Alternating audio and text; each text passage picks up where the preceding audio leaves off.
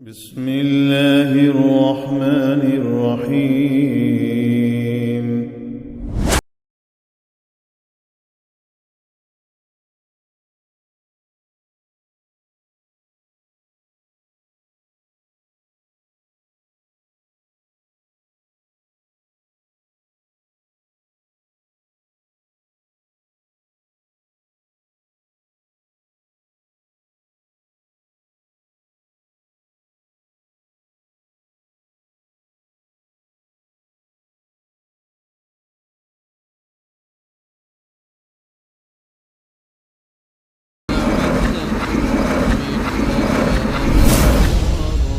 أعوذ بالله من الشيطان الرجيم. بسم الله الرحمن الرحيم. الحمد لله ثم الحمد لله رب العالمين، وصلى الله وسلم على نبينا محمد وعلى آله وأصحابه ومن تبعهم بإحسان إلى يوم الدين. أما بعد، قال رسول الله صلى الله عليه وسلم وقال ابن القيم رحمه الله في كتابه والزاد والمعاد: وأصدق الحديث كتاب الله وخير الهدي هدي محمد صلى الله عليه وسلم وشر الأمور محدثاتها وكل بدعة دلالة وكل دلالة في النار. أما بعد, Assalamualaikum warahmatullahi wabarakatuh. Bago lahat, tayo muli ay magbukas sa pagdakila at pagsambit sa ngalan ni Allah subhanahu wa ta'ala. Tayo nagbibigay pugay sa kanyang hisugan na si Muhammad, nawang pagpapala ni alayhi sa kanyang kapayapaan, sa kanyang kapamilya, sa kanyang panalig, at sino man nagsunod sa kanya at magsisunod pa hanggang sa huling araw. Tulad na sinabi ng Propeta Muhammad SAW, tulad na rin ang naiulat mula sa aklat ni Imam Ibn Qayyim, ang Zadul Ma'ad, ang pinakamainam na salita ay ang aklat ni Allah, at ang pinakamainam na gabay ang gabay ni Propeta Muhammad, na ang pagpapala ni alayhi sa kanyang kapayapaan. Ang pinakamalalang bagay nagmula sa sabi-sabi, at lahat ng sabi-sabi ay imbento, at lahat ng imbento ay kaligawan, at lahat ng mga ligaw ay ihulog ni Allah sa apoy na impyerno. Nawa ay ilayo tayo ni Allah patungkol dito. Tayo po ay nasa paksa pa rin ng Zakatul Fitr. Sabi natin ito ang isa sa mga obligadong bagay na ating gagawin sa pagtatapos ng Ramadan. At tayo po ay nasa pangalawang bahagi na ng pagtalakay sa Zakatul Fitr. Noong nakaraan po tayo ay tumigil at naputol sa ating usapin. Tulad na rin ng sabi natin na ating napangako, ito ay tutuloy natin, alhamdulillah. At doon sa huling tanong natin, sabi natin sa ambang lugar dapat ibigay yung Zakatul Fitr. No, sinabi natin na ayon sa mga pukaha o ayon sa mga maalam sa pambatos ng Islam na nagkasundo na ang Zakatul Fitr ay nakabase sa bilang ng tao, hindi sa dami ng kayamanan. No? At ito ay pinag-utos na ibigay kung saan siya inabutan ng gabi ng Eid. No? Sabi natin, nag-announce na sa radyo, sa television, sa masjid, na sumapit na ang gabi ng Eid. So sabi natin, tigil na ang tarawih, tigil na ang itikaf. No? O sabi natin, natatapos na ang itikaf. No? May mga tao na lalabas, meron naman tao na mag-iintay hanggang Salatul Fajr. Sabi natin, ito na yung hudyat na kung saan tayo ay bibigay na ng Zakatul Fitr. At saan ibibigay ang Zakatul Fitr? Ayon sa mga puka, ito kung saan ka inabutan ng gabi ng Eid. Sabihin, kung halimbawa in-announce ka, ikaw ay nasa Emirata, no? Maghanap ka ng mahirap doon na pwedeng bigyan. O kaya naman kung ikaw ay nasa kaharian, Saudi Arabia, no? Sa Jeddah, sa Riyadh, sa Dammam, ikaw ay maghanap ng mahihirap na maaaring pagbigyan ng Zakatul Fitr. Sinabi din Ibn Qudamah rahimahullah, habang ganawa siya ni Allah mula sa aklat ng Al-Mughni, sabi niya, no, Zakatul Fitr ay dapat ibigay kung saan inabutan ng isang tao sa panahon na ginawa itong obligado. No? Kung saan ito ginawang obligado. Ibig sabihin, magbibigay ka ng Zakatul Fitr sa kung saan ka lugar inabutan ng Salatul Eid. Na halimbawa, ikaw ay naglakbay, halimbawa, sabihin natin, no? Hafidakullah, ikaw ay naglakbay sa lugar, tapos ikaw ay, halimbawa, inabutan ka ng gabi ng Eid, no? Halimbawa, sabihin natin sa Marawi, ikaw ay magbibigay ng Zakatul Fitr sa Marawi. O kaya naman, ikaw ay inabutan, halimbawa, sa Davao City, doon ka magbibigay sa Davao City, no? O biakri, no? Ito ang paliwanag sa atin ni Ibn Qudamah na nakaulat sa aklat ng Al-Mughni. At ito rin ang sinabi ng patawa ng Buhuti Al-Daima o komite ng mga skolar na responsable sa pagbigay kasagutan sa mga Islamikong katanungan.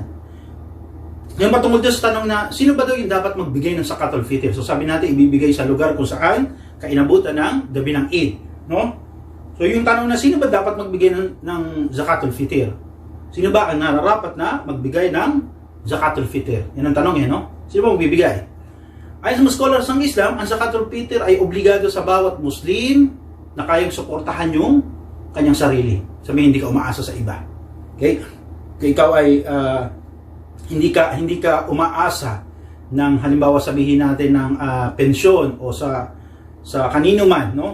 Sa iyong kasambahay, ikaw ay responsable magbigay ng zakatul fitr. Okay? Magsimula ka sa iyong sarili, tapos kung meron kang beneficiary o merong mga taong umaasa sa iyo, ay pagbibigyan mo rin sila. Ngunit ang pag-uumpisa nito ay una sa ating sarili, no? Sa pagsapit ng gabi ng Eid.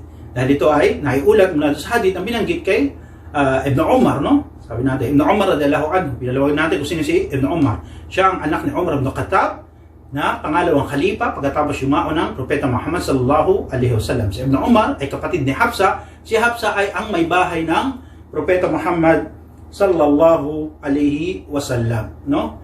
Kapatid siya ni Hafsa na may bahay ng Propeta Muhammad sallallahu alaihi wasallam. Naam.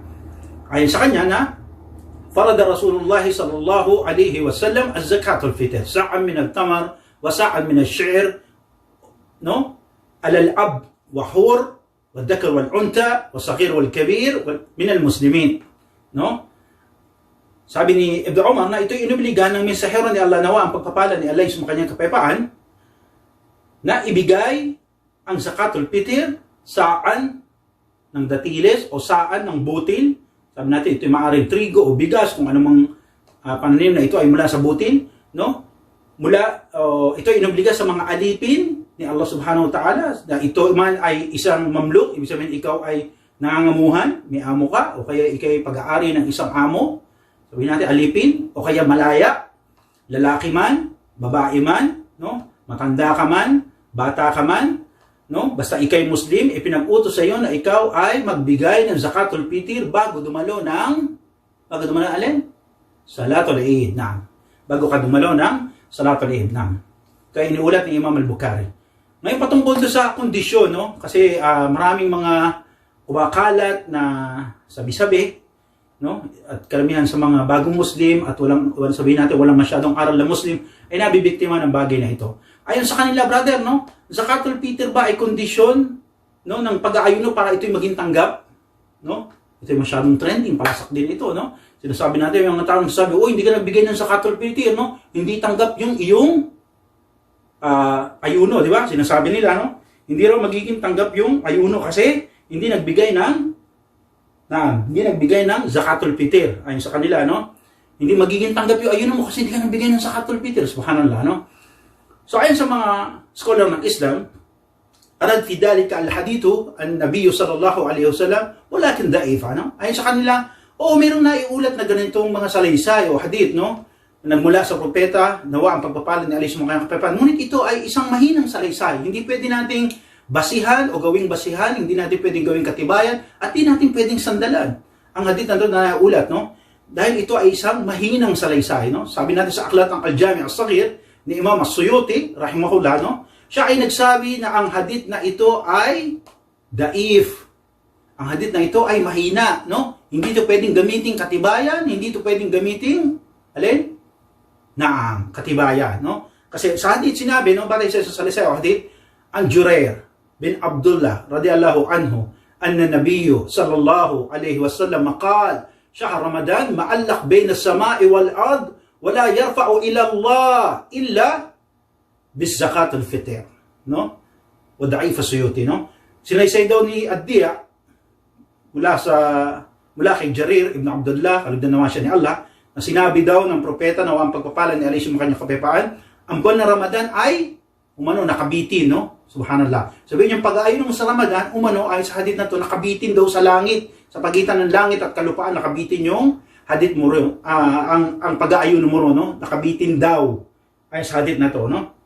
At ayon kay Imam Suyuti, ito ay daif, no? Na kung saan nakabitin daw yung siyam mo, yung ayuno mo ron, at hindi daw to iaangat, ulitin natin, hindi daw to iaangat umano kay Allah subhanahu wa ta'ala maliban sa ikay nagbigay ng zakatul fitr, no?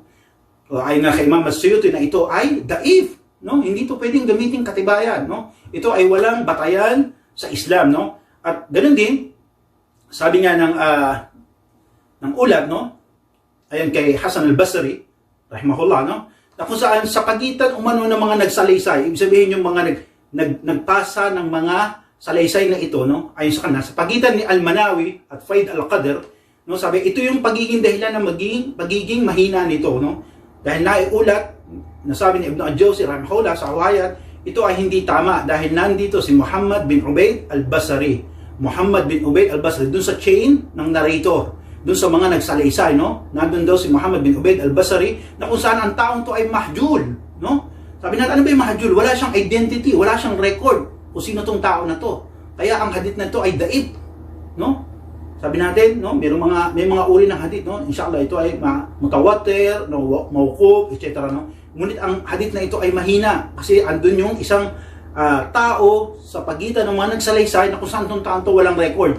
Wala siyang ulat kung sino siya, taga saan siya, no? Kaya ito ay sinabi natin na mahjul itong tao na to, na kung saan ito ang ginamit na batayan ni Imam Suyuti rahimahullah na ang hadith na ito ay daif, hindi ito pwedeng gamitin katibayan at hindi ito pwedeng sandalan, no? Sabi natin, ayon pa sa mga pukaha, no, na kung ang hadith na ito ay gagamitin, halimbawa, bibigyan natin ng konsiderasyon, no? Sabi na, i-consider natin pero without accepting, ngunit hindi natin tatanggapin. Kasi sabi nga natin, ito ay daif. Ito ay itinanggi na ni Imam Suyuti. Ayon sa mga pukaha, no, ayon pa sa mga muhadditin, no, mga scholar ng hadith, halimbawa sabihin natin na ito ay bigyan natin ng puwang, sinasabi nila na hindi pa rin pwedeng maging tama ang hadith na ito kasi yung kahulugan ng hadith. Yung kahulugan ng hadith, no? Kasi sabi natin, sino ba ang merong pwedeng magsabi na ang ayuno mo ay tanggap o hindi, maliban sa Propeta Muhammad sallallahu alaihi wasallam, dahil siya ang pinagbigyan ng wahi. Siya ang sinabihan ng ruh, no? Sinabi natin si Anghel Jibril, no? Siya lamang may karapatan na magsabi, o kaya merong sabihin natin na nusus na nanggaling sa kitab wa sunna o kaya sa Quran, no? Para magsabi ng dahilan na ang ayuno natin ay hindi tanggap. Kaya ayon sa kanila na ito, hindi natin pwedeng gamitin na sasabihin na ang ating ayuno ay hindi magiging tanggap maliban lamang na tayo nagbigay ng zakatul fitr, no? O yada billah. Sabihin natin, ito ang pananaw na mali at hindi ito maaaring tanggapin at hindi ito pwedeng gamitin katibayan, no? Panghawakan at sandalan dahil ito ay daif na hadith at hindi ito ang tunay na dahilan kung bakit tayo nagbibigay ng zakatul fitr, no? Kaya doon sa tanong na, kung magkano ng brother, ba't kailangan nga natin magbigay ng zakatul fitr, no? Bakit tayo kailangan magbigay ng zakatul fitr? Batay sa isang salaysay hadith, no? Sinabi sa atin ng mga mufassirun, nagpapaliwanag patungkol sa paksang ito, faqad tabat fi sunan Abi Dawud wa an Ibn Abbas radhiyallahu anhuma qala فرد رسول الله صلى الله عليه وسلم الزكاة الفطر تحرى سابدا أن يطهر للصائم من اللغو والرفث no وطعامه للمسكين no Hasan al-Albani wa sahih Sunan Abi Dawud. Si Ibn Abbas, kalugdan-nawa siya ni Allah, isa sa mga sahaba ng Propeta Muhammad sallallahu alaihi wasallam, sabi natin isa sa mga tinangi ni Propeta Muhammad sallallahu alaihi wasallam at siya ay pinagdua, siya ay pagkarauban ng kaalaman, no? Sabi natin sa mga ta'wil, no? Sa mga pag-e-explika, no?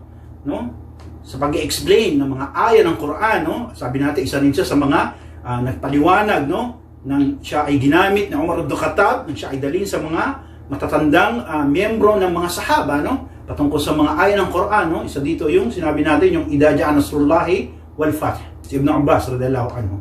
Sabi natin na kung saan ayon sa kanya na iulat na sinabi niya na farada Rasulullah, inubliga daw ni Propeta Muhammad o nasugo ni Allah nawa ang pagpapala ni alis mo kanyang kapayapaan ang zakatul fitr bilang umano sa dahilan na paglilinis, no, yutahhiru, no, para linisin ang ating ayuno mula sa pagsasalita natin ng mga maanghang, no, sabi natin yung mga walang kapararakang bagay, wayadu billah, kung meron pa sa inyo ang nagmura, wayadu billah, isa to sa mga bagay na sabi natin na nililinis ng zakatul fitr.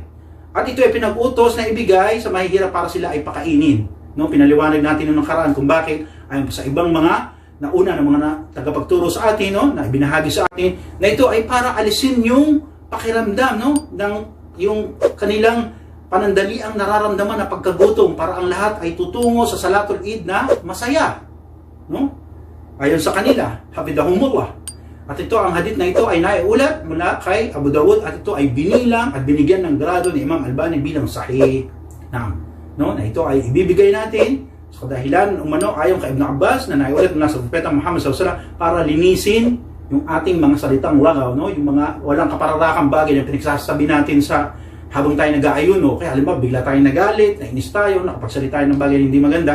Ito yung mga bagay na nililinis ng Zakatul Fitr. At sabihin natin, wallahu alam, si Allah pa rin ang mas nakakaalam. Dagdag pa ng mga mufassirun, no? Kaya sa hadith na ito, nilinaw sa atin yung hiwaga mula sa pagbibigay ng Zakatul Fitr, no?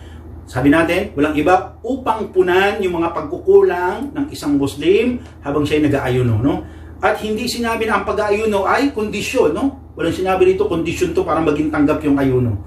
Bagkus ito ay bibigay para linisin yung ating pag-aayuno mula dun sa mga salita na ating nabitawan, no? Maaaring bunga ng pagkagalit, pagkainis o kaya pagkalimot, no? Allahu alam, at si Allah pa rin na mas nakakalam. Again, sinasabi natin na hindi kondisyon ng Zakatul Fitr para maging tanggap ang ating ayuno.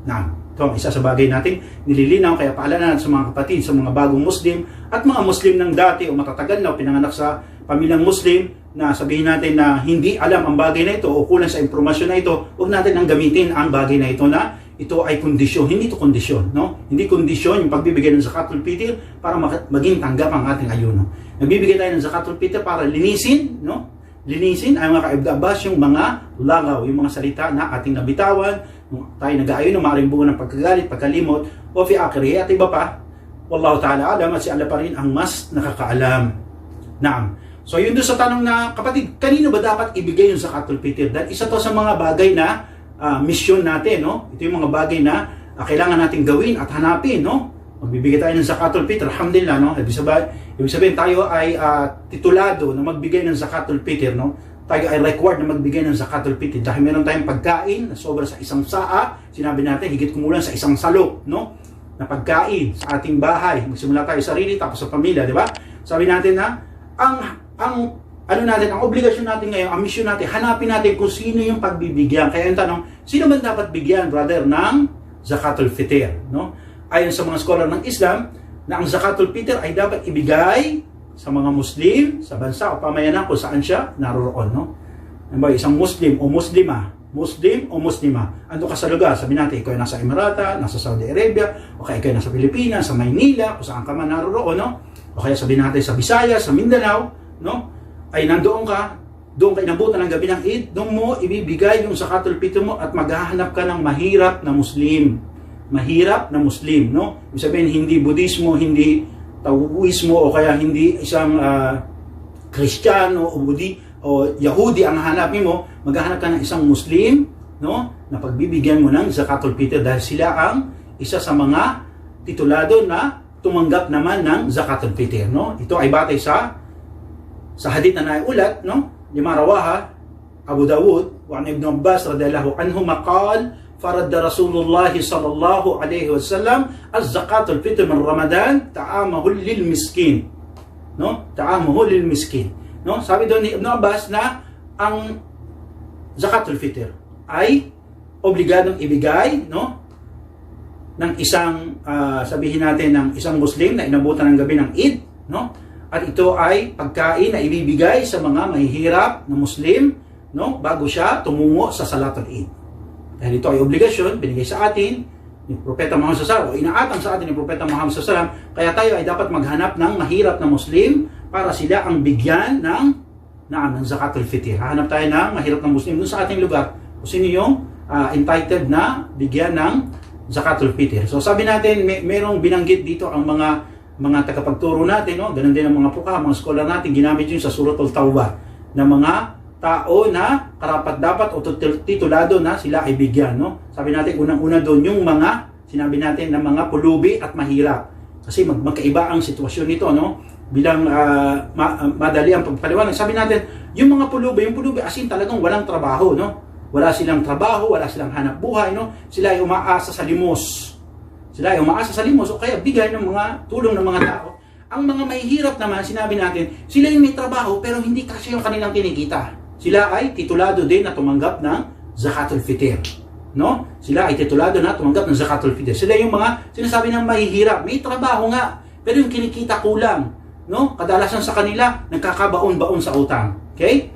Naam, sila ay titulado na bigyan ng Zakatul Fitr. Naam. Okay. So yung tanong na, brother, maaari bang ipadala yung zakatul fitr sa ibang lugar?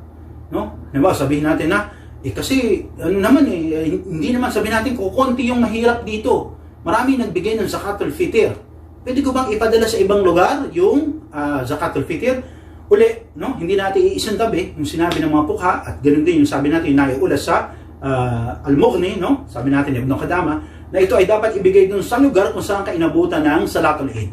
Ngunit sabi natin, merong pananaw ang mga scholar. Sabi natin dito kadalasan nagkaiba, no? Sabi natin ang kapanahonan ni Sheikh bin Baz, ang mufti ng Saudi Arabia, rahimahullah, at saka si Imam Al-Qaradawi, no? Kasi si Sheikh bin Baz ang nag-encourage sa mga tao na sabihin, ibigay nyo to dun sa lugar nyo na pusa kayo inabutan ng Eid. Kasi yun naman talaga ang nasa katibayan. As Imam Al-Qaradawi, no?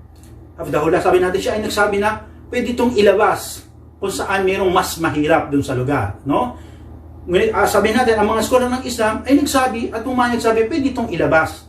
No? At sabi nga ng mga naunang tagapagturo sa atin, no? Ng mga naibahagi sa atin na sabi nga natin kung ang mahirap, halimbawa sabihin natin sa ating kinalalagyan sa kaharian ng Saudi Arabia, tapos may mahirap dun sa Pilipinas, ang kanilang sitwasyon ay mas mahirap kaysa dun sa mahirap dito dahil isa sa mga binigay ng paliwanag dito, halimbawa, no? Sabi natin, ang mga mahirap dito namumulot ng lata ng, sabi natin yung aluminum, empty can ng Pepsi, 7-Up, Mirinda, no? Etc. No? Kung ano pa, na ito tinitipon nila at binibenta na ito ang mga itsura ng mga mahihirap dito. Sa atin sa Pilipinas, ayon sa kanila, ni doon, kahit ang mga simpleng tao ron na hindi nga kategorya sa mahirap, hindi makabili nun sa Pepsi sa lata, no? Kasi sabi natin mahal. So yung estado, posisyon ng mahirap doon sa atin, sa Pilipinas, ay mas mahirap. Ito isa sa mga bagay na ginamit na saligan ng mga nauna sa atin. Sabi natin na isa rin sa mga pananaw ni Sheikh Al-Qaradawi, rahimahullah, hafidahullah, na ginamit niya na maaring ilabas. Kung mas mahirap ang sitwasyon doon, sa mahirap na kinalalagyan mo ay pwede mo siyang ipadala. Walang pagkakasala dito ayon sa kanila. No? Sabihin natin patungkol dito sa bagay na to, wallahu alam, at si Allah pa rin ang mas nakakaalam.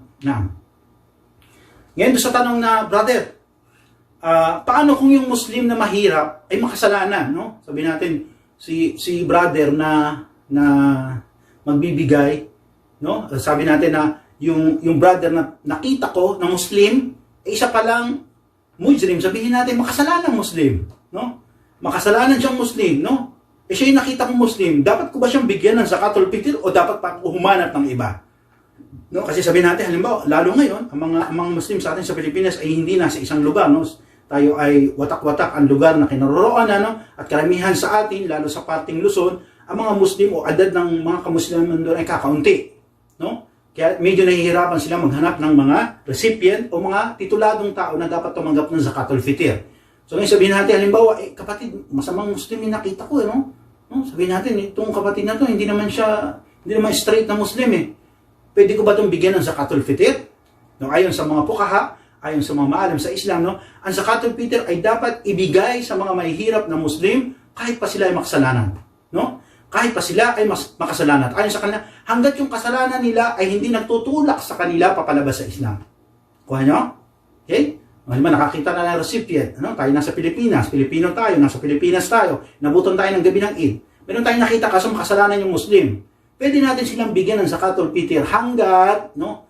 Sigurado tayo sa ating mga sarili, no? O kaya mayroong mga testigo ng mga kapatid na matutuwid nagsabi, yung kapatid na yan, yes, makasalanan pero hindi siya lumalabas sa Islam. Ibig sabihin, sabihin natin, hindi naman siya sumasamba sa idolo, no? Sabihin natin, hindi siya nagsishirk.